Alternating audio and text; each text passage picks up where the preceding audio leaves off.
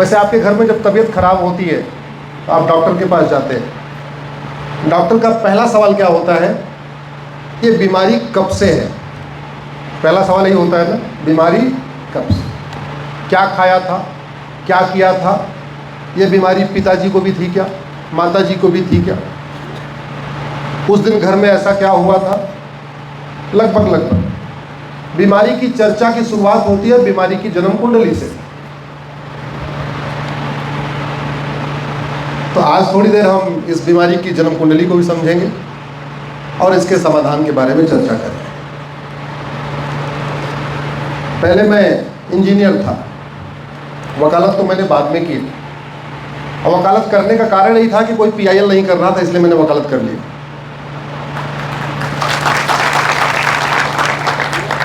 Basically मैं engineer हूँ।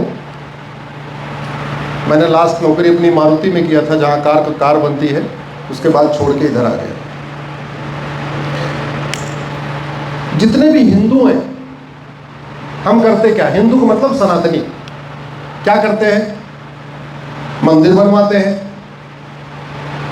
धर्मशाला बनवाते हैं, यज्ञशाला बनवाते हैं, और क्या क्या करते हैं जरा बोलते जाइए। स्कूल बनवाते हैं, लंगर लगाते हैं, दान करते हैं, और क्या करते हैं बोलिए, और क्या क्या करते हैं? अरे बहुत करते हैं। 50 आयाम तो संघ के हैं, 50 काम करते हैं। इसमें से जितने काम हम आज करते हैं, इसमें से कौन सा ऐसा काम था जो हमारे पूर्वज नहीं करते थे? मुझे एक काम बताइए। हम मंदिर बनाते हैं, हमारे पूर्वज मंदिर बनाते थे। हम धर्मशाला बनाते हैं, हमारे पूर्वज बनाते थे। हम ऐसे कार्यक्रम करते हैं, हमारे पूर्वज करते थे। ऐसा कौन सा हम काम नया कर रहे हैं जो हमारे पूर्वज नहीं करते थे?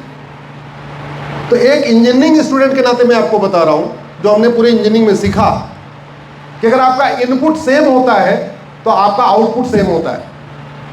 अगर आपका मेथड वही है, प्रोसेस वही है, तो जो रिजल्ट आएगा वही आएगा।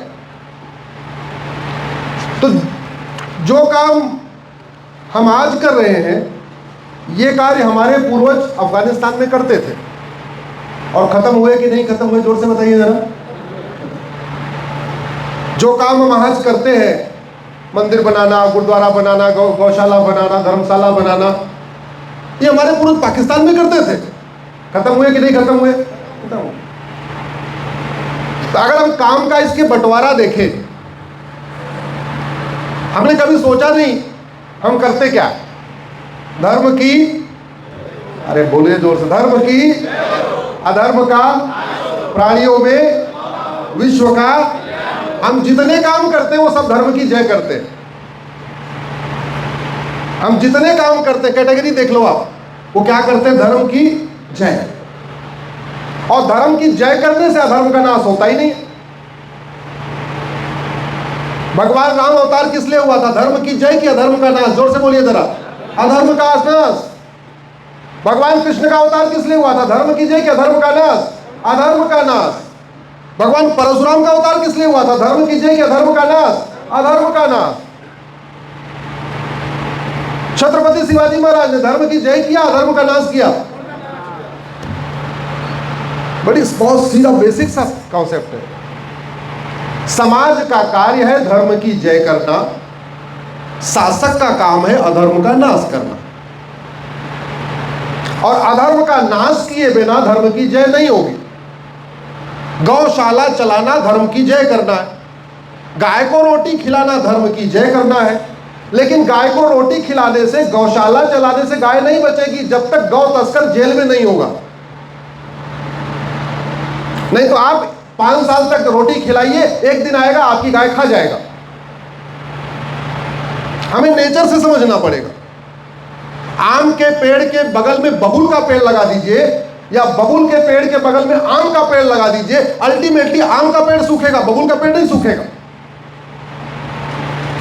लेकिन हमारे देश में संविधान की शपथ लेने वाले कह रहे हैं, सांसद, विधायक, मंत्री और जज वही संविधान की शपथ लेते हैं कि बबुल भी पेड़ है और आम भी पेड़ है और भारत में संविधान है, तो सबको इक्वली ट्रीट किया जाएगा, equality before law, equal protection of law. जितना खाद पानी आम को दे रहे हो उतने खाद पानी बबुल को दो, नतीजा क्या होगा? नतीजा क्या होगा? बबुल मजबूत हो जाएगा, आम सूख जाएगा। क्यों? क्योंकि बबुल आम एक साथ रह ही नहीं सकते।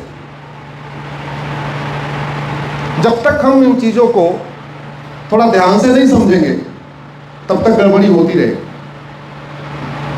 आज विभाजन विभीषिका दिवस है।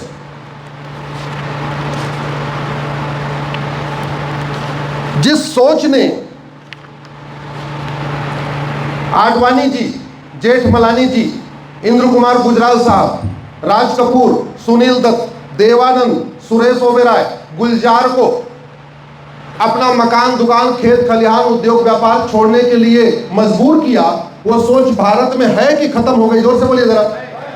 अगले 1 घंटे तक संवाद चलेगा, ध्यान रखिएगा। मैं कोई बौद्धिक नहीं करता। और तेज बोलिए जिससे आपकी आवाज यहां आए, क्योंकि रिकॉर्डिंग इधर ही हो रही है।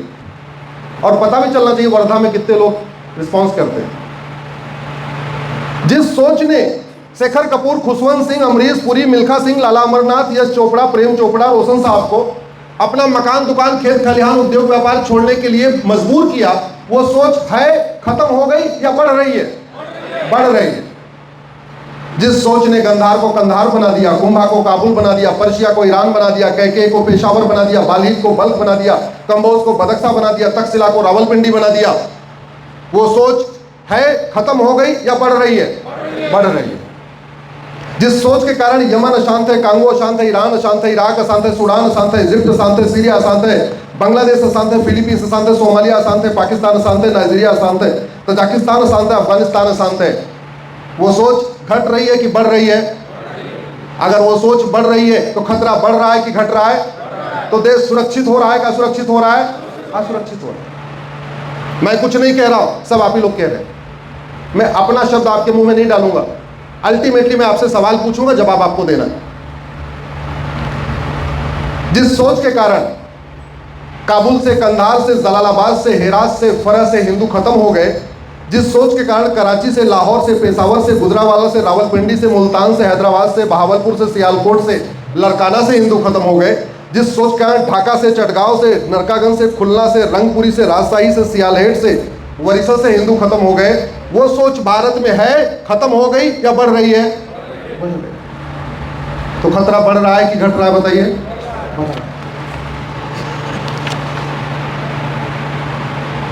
सिंध, कोई सिंधी है क्या यहाँ पे? अच्छा।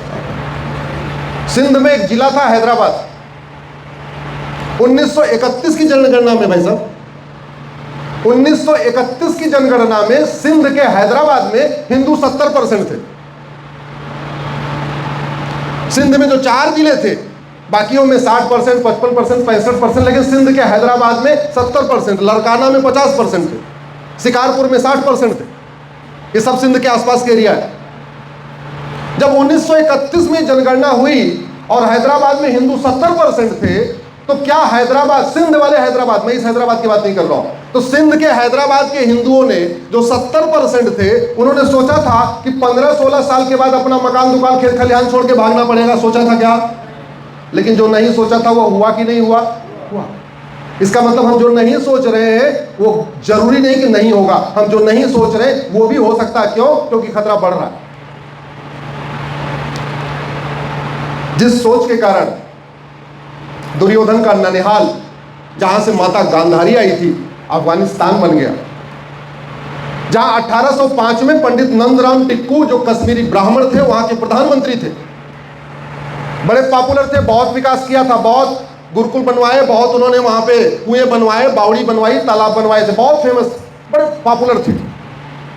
पंडित नंदराम टिक्कू ने तो सोने चांदी के सिक्के पे अपना चेहरा लगवा दिया था। 1810 में उस अफगानिस्तान, ये जो गंधार अब अफगानिस्तान कहलाता है, वहां जो सोने चांदी के सिक्के चलते थे उसमें पंडित नंदराम टिक्कू की फोटो होती थी। और 15 साल के बाद परिवार सहित वहां से भाग गए, और वो भाग गए, विद्रोह हुआ, पाक नापाक की सोच फैली, खुद तो भाग गए, हिंदुओं को मरने के लिए छोड़ दिया, और अब वो अफगानिस्तान कहलाता है। जहां 17वीं शताब्दी में 100% हिंदू थे, जहां 1805 में पंडित नंदराम टिक्कू प्रधानमंत्री थे, वो 1900 आते आते हिंदू विहीन हो गया, जीरो हो गया। दुर्योधन का ननिहाल, राजा भरत का ननिहाल, जहां से माता कैकेयी आई थी, उसको आप पेशावर कहते हैं। न कैकेयी बचा, न राजा भरत के ननिहाल के लोग बचे, न वहां का प्रसिद्ध विष्णु मंदिर बचा। अब वो पेशावर कहलाता है। न ब्राह्मण बचे, न क्षत्रिय बचे, न वैश्य बचे, न दलित बचे, न अगड़े बचे, न पिछड़े बचे, न हिंदू बचे, न जैन बचे, न बौद्ध बचे, न सिख बचे।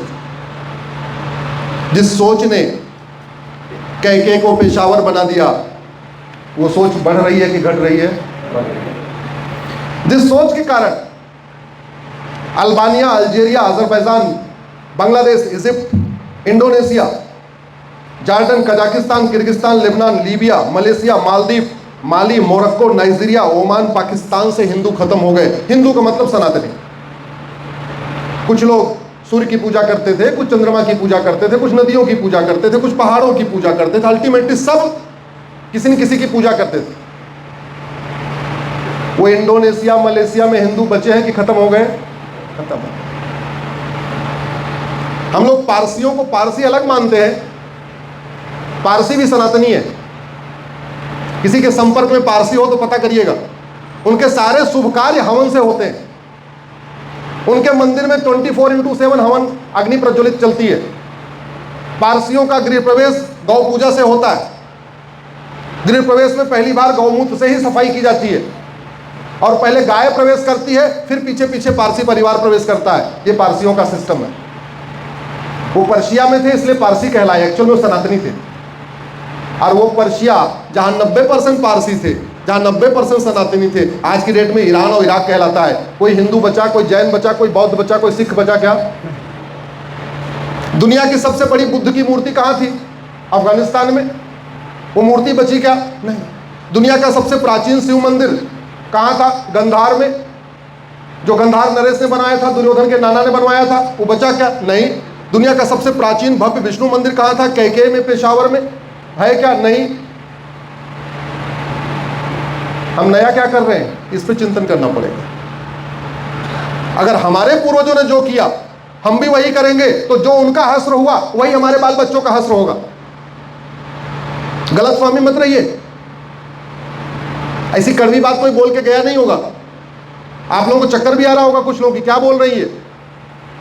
लेकिन पहली मुलाकात है, हो सकता है आखिरी मुलाकात हो, सच बोल के जा रहा हूं।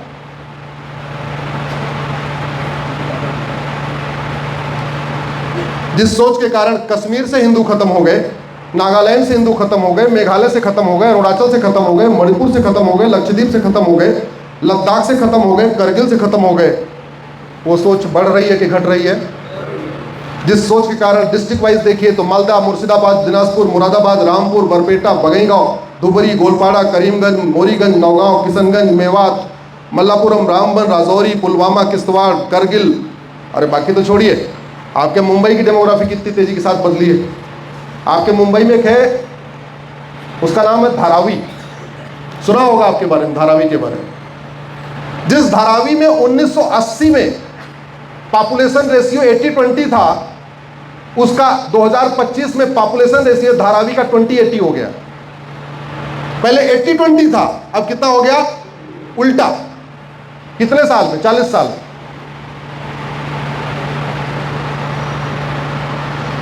जिस सोच के कारण मुर्शीद खान ने कीर्तेश्वरी को मुर्शिदाबाद बना दिया, मिर्जा ने विंध्याचल को मिर्जापुर बना दिया, जौना खान ने जमदग्निपुरम को जौनपुर बना दिया, मुजफ्फर ने विदय को मुजफ्फरपुर बना दिया, होशियार खान ने विराट को होशियारपुर बना दिया, गाजी खान ने गजप्रस को गाजियाबाद बना दिया, फरीद खान ने तिलप्रस को फरीदाबाद बना दिया, फरूख खान ने पांचाल को फरुखाबाद बना दिया, मुराद ने रामगंगानगर को मुरादाबाद बना दिया, जमाल ने सिंहदानी को जमालपुर बना दिया, अहमद शाह ने कर्णावती को अहमदाबाद बना दिया, बुरहान ने भगनापुर को बुरहानपुर बना दिया, होशंग शाह ने नर्मदापुरम को होशंगाबाद बना दिया।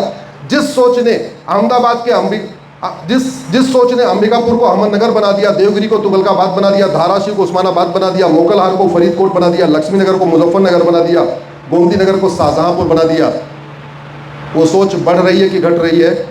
बढ़ रही है। सवाल ये है कि जब सोच बढ़ रही है, वो संख्या बढ़ रही है, वो सिस्टम बढ़ रहा है, तो हम सुरक्षित हो रहे हैं क्या? सुरक्षित हो रहे हैं?